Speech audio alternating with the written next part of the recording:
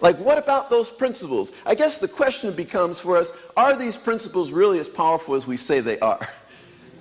And for me, over and over and over and over again, I get to prove that they are just as powerful, if they're probably more powerful than we ever say that they are, because none of us have tested yet the limits of these principles, because there are no limits to them, and because we're not done yet.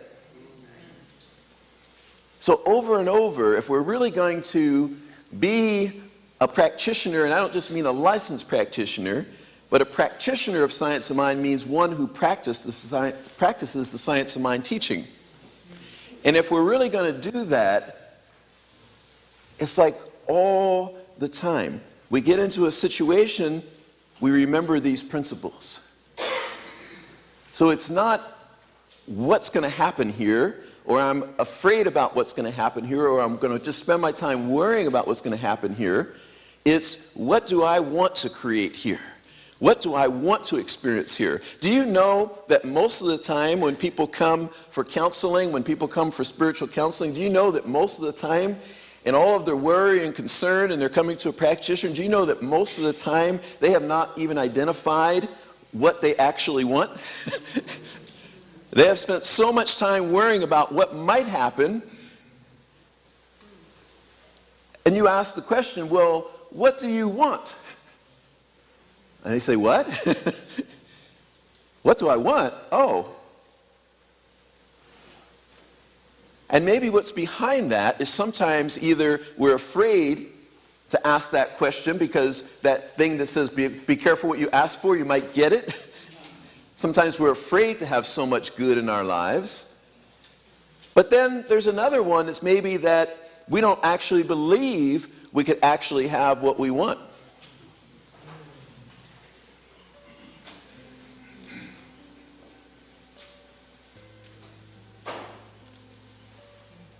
The beauty of this teaching, though, for me, is that the moment we begin to open to a greater possibility is the moment that that greater possibility begins to be made manifest.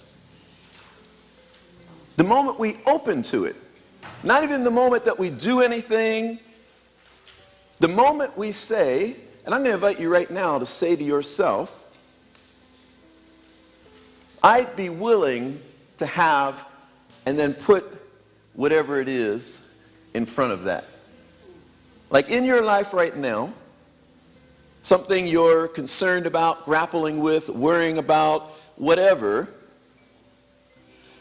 What about a possibility of something of this is what I would like to have, and just saying, I would be willing to have that. Like if you're working with a relationship and it's really hard and it's really difficult, what if you just said to yourself right now, I would be willing to have a truly harmonious relationship. Don't know how I'm going to make it happen, but I'd be willing to have a truly harmonious relationship. What if you're struggling with a health challenge and you said, I'd be willing to have my body feel really good and to feel really good in my body. Don't know how that's going to happen, but I'd be willing to have that happen. I invite you to try that right now. Just to say in your own consciousness, with heart, with feeling, with true openness to that possibility, I'd be willing to have this experience.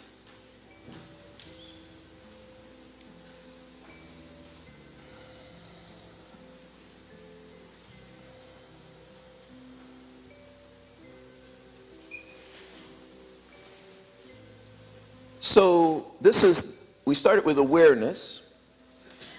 This is sort of moving into the intention part.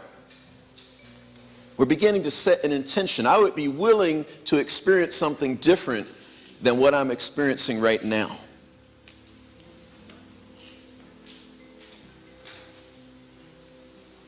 An important thing to realize in working the principles of the science of mind is we're dealing with principles and laws. So in dealing with principles and laws, we don't have to force them to work. Has anyone when you sat down in your chair today, when you came here and you sat down in your chair, there's this thing called the law of gravity that when you started to move your body in the direction of your chair, the law of gravity plopped you in your chair, right? Was there anyone here today, raise your hand if you're here today, and while that was happening, you said, let me make sure the law of gravity is working today? No one said that, right? Everyone absolutely trusted and knew that when I begin to move toward my chair, the law of gravity will, you didn't even think about it, in fact. I bet there's no one in here who even said that, oh, the law of gravity is going to put me in my chair. You didn't even think about it, right? The law of gravity just does what it does. The same way with these spiritual principles, there's something that is receptive to our consciousness, to our vibration, to our thoughts, to what we put our attention on, to what we align with, that just takes that up and begins the same way that that law of gravity just plops you down in your chair without you even thinking about it. That same law, that same principle takes that thought, takes that consciousness, takes that vibration and creates something like it.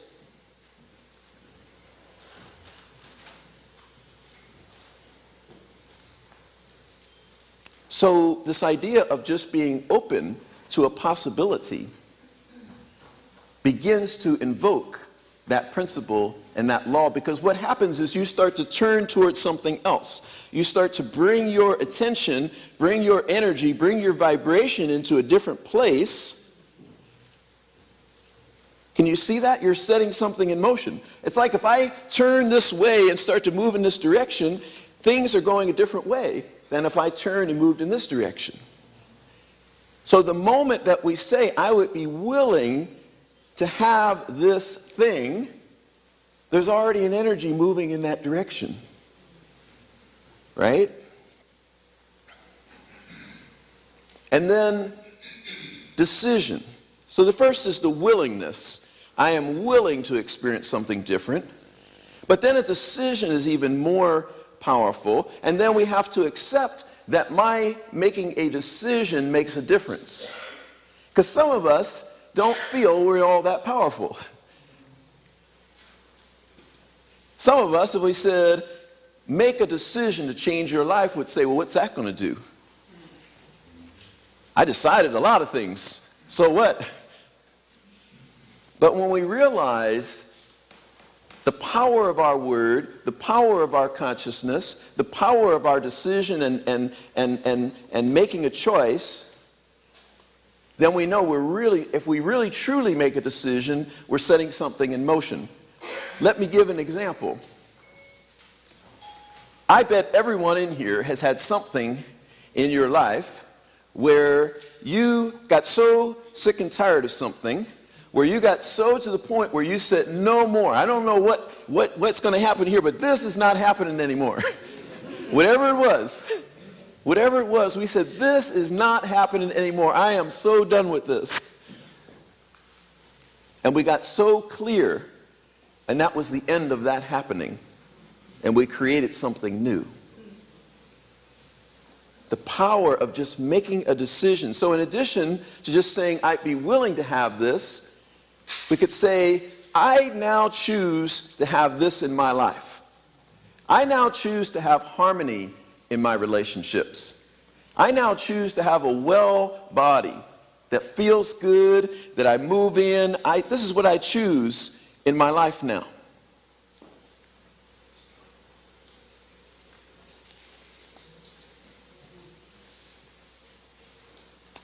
And then there's the action piece.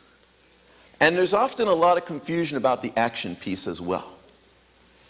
Because oftentimes the action piece, we think of it, there's this phrase that has been used a lot in our teaching that says, our form of prayer is called spiritual mind treatment. So we say treat.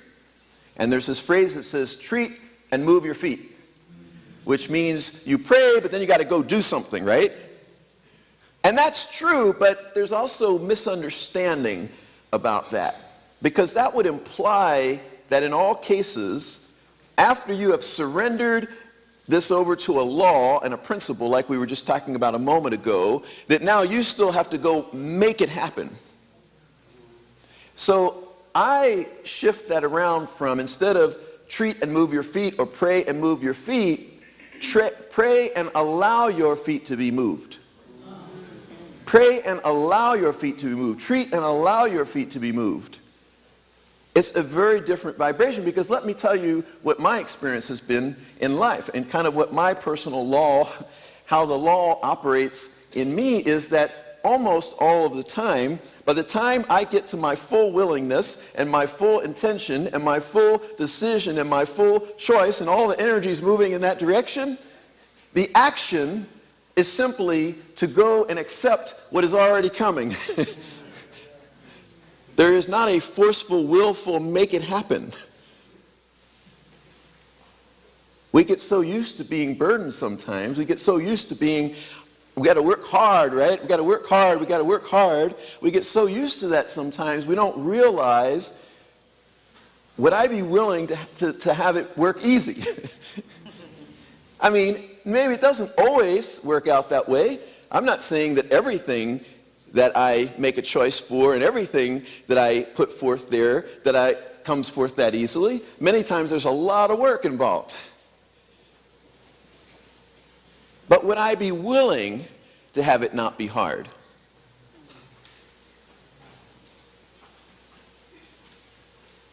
When I first started speaking, when I was in ministerial school, this phrase came into my meditation one day that said, on Sundays, I speak.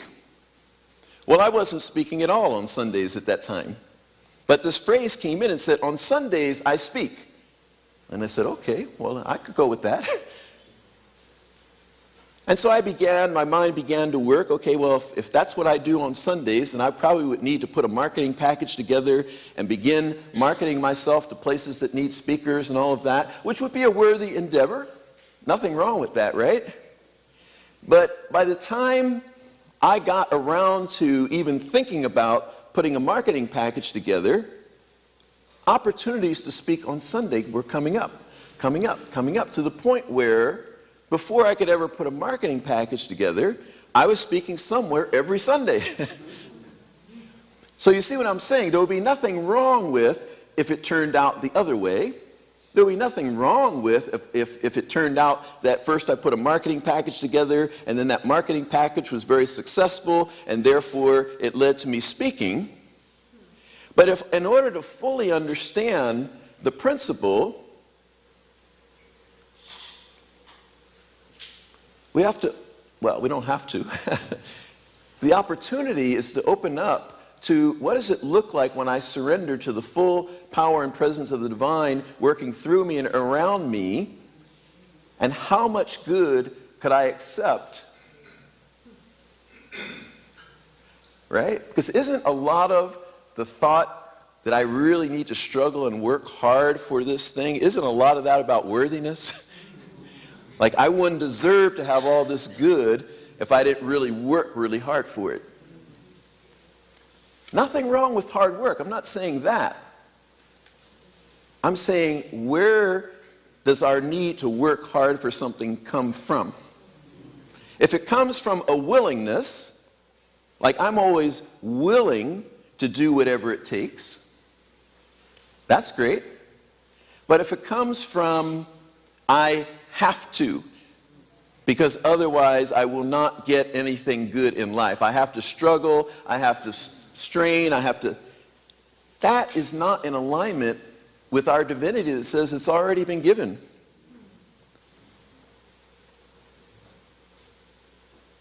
So it's a willingness as opposed to a willfulness. I am willing, but I'm not willful. I'm not trying to push and make it happen. I am surrendered to what is my part. What is my part in manifesting what I want to manifest in my life?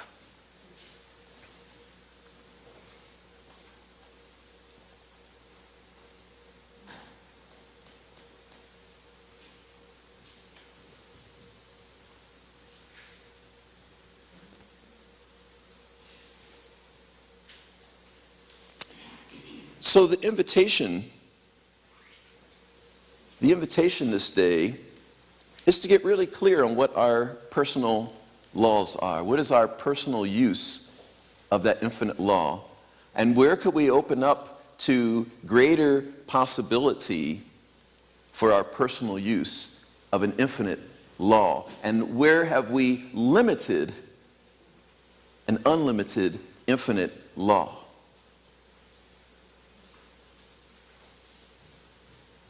The invitation is to step in today and recreate my personal laws. What is it that I am accepting for myself? What is it that I am claiming for myself? What is it that I would be willing to open up to and have in my life?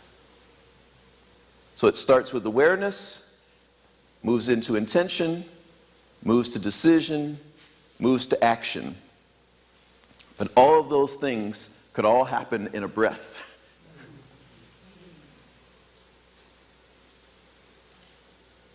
All of those things could happen in a breath. And would we be open to that possibility? Anyone ever have an instantaneous demonstration? All the time. All the time. So in other words, you're saying I'm not lying here. She said it happens to her all the time. Yes. So if it's possible to have instantaneous demonstrations, would we be willing to have our life work that way? Would we be willing? Thank you. That's the invitation today. Thank you so much. I'm going to invite the practitioners to join me in prayer.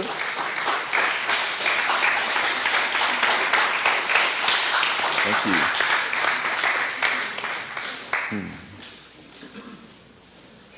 So let us take this within and let us do some practice right here, right now.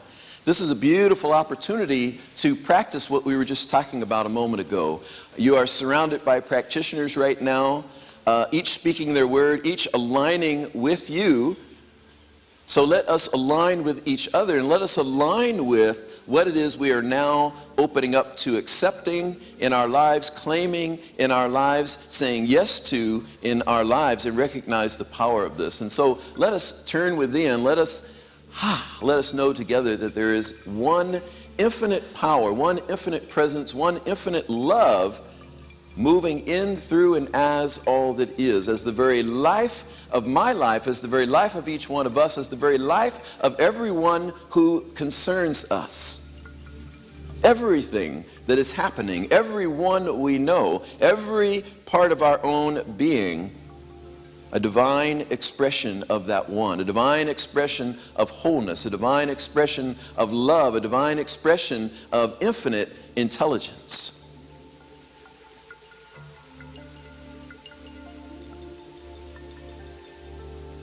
Recognizing that this is who we are, that this is what life is, that life is the unfolding of an infinite presence and principle. Life is the unfolding of a loving presence of intelligence and wisdom, and that is my life, and that is the life of each one of us. Then we move from that place to know that right now, that which we are now accepting, that which we are now opening to, that which we are now claiming, is also saying yes to us, is also saying yes. The yes that we have in our hearts is a yes back to the universe that was already there. And so I know right now, as I speak this word, as the practitioners join me in standing in this truth, as each one of us here claim our good, that good right now is coming forth, that good right now is done in the mind of God. It is done in the realm of infinite possibility, and it is right now, as I speak this word, being made manifest, being made real.